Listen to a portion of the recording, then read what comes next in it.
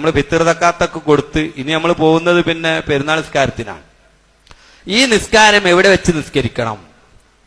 നമ്മുടെ നാട്ടിൽ വ്യാപകമായിട്ട് ഗ്രൗണ്ട്, പൊതു സ്റ്റേഡിയങ്ങൾ, പന്ത് കളി സ്റ്റേഡിയം, അല്ലെങ്കിൽ ചന്ത, ഇങ്ങനെ, അല്ലെങ്കിൽ കടൽ പ്രദേശം, കടലോരം, പുഴവക്ക്, ഓഡിറ്റോറിയം, ഇങ്ങനെയുള്ള സ്കൂൾ ഗ്രൗണ്ട്, ഇങ്ങനെയുള്ള സ്ഥലങ്ങളിലേക്ക് ആളുകൾ പെരുന്നാൾ നിസ്കരിക്കാൻ പോകുന്നത് ഇസ്ലാമിൽ തീരെയില്ല.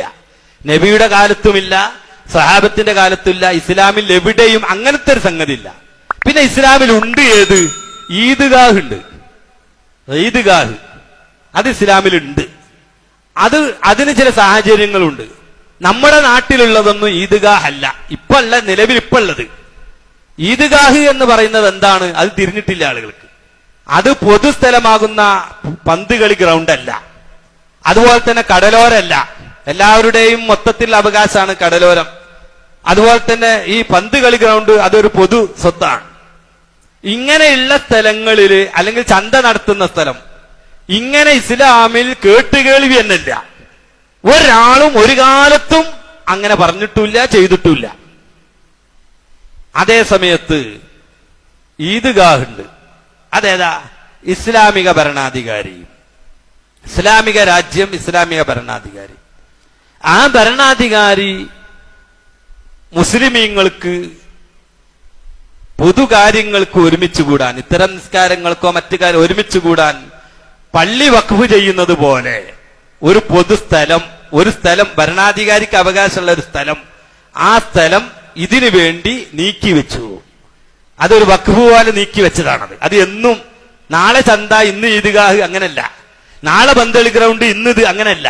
അത് എന്നും ഈദ് മുസല്ല, പെരുന്നാൾ നിസ്കരിക്കാൻ, അതുപോലെ ഇസ്തിസ്ഖാ നിസ്കാരം, മഴ തേടുന്ന നിസ്കാരം, ഇങ്ങനെയുള്ള മുസ്ലിമീങ്ങൾക്ക് അനിവാര്യമായി ചില ഘട്ടങ്ങളിൽ വരുന്ന ഇത്തരം ആരാധനകൾക്ക് ഒരുമിച്ച് കൂടാൻ വേണ്ടി ഇസ്ലാമിക ഭരണാധികാരി നീക്കിവെക്കുന്ന സ്ഥലം, അതൊരു വഖഫ് പോലുള്ള സ്ഥലമാണ്.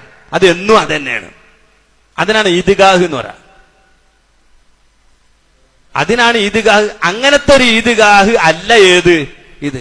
പഴയ കാലത്ത് ഇപ്പൊ ബാംഗ്ലൂരിലുണ്ട്, ഹുബ്ലിയിലൊക്കെ ഒരു ഈദ്ഗാഹ്. അന്ന് നാട്ടുരാജാക്കന്മാരായിരുന്ന ടിപ്പു സുൽത്താൻ പോലുള്ള പല നാട്ടുരാജാക്കന്മാരുണ്ടായിരുന്നു. മുസ്ലിം ഭരണാധികാരികൾ തന്നെ നാട്ടുരാജാക്കന്മാരാണ്. അവരങ്ങനെ നീക്കി വെച്ച് ഈദ്ഗാഹ് ഇട്ടിട്ടോ, അത് ഈദ്ഗാഹാണ്. അല്ലാതെ ഇന്ന് നമ്മുടെ ഇവിടെയുള്ള പന്ത് കളി ഗ്രൗണ്ടിലാണ് ഈ പ്രദേശത്തുള്ള ചില ആളുകൾ പോകുന്നത്.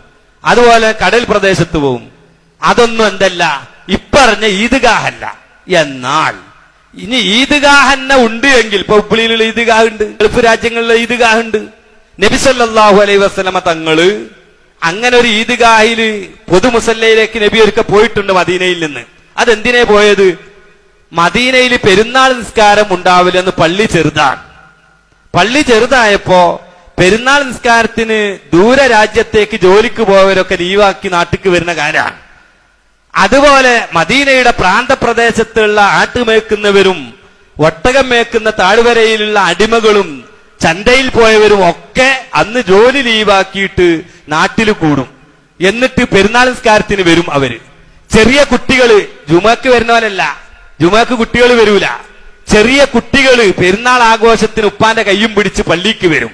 അങ്ങനെ അടിമകളും കുട്ടികളും നാട് വിട്ട് ജോലിക്ക് പോയവരും മറ്റ് പ്രാന്തപ്രദേശങ്ങളിലുള്ളവരൊക്കെ സ്വന്തം നാടിൽ കൂടുന്ന ദിവസമായതുകൊണ്ട് മദീനയിൽ പള്ളിയിൽ അന്ന് സ്ഥലം പോരാ.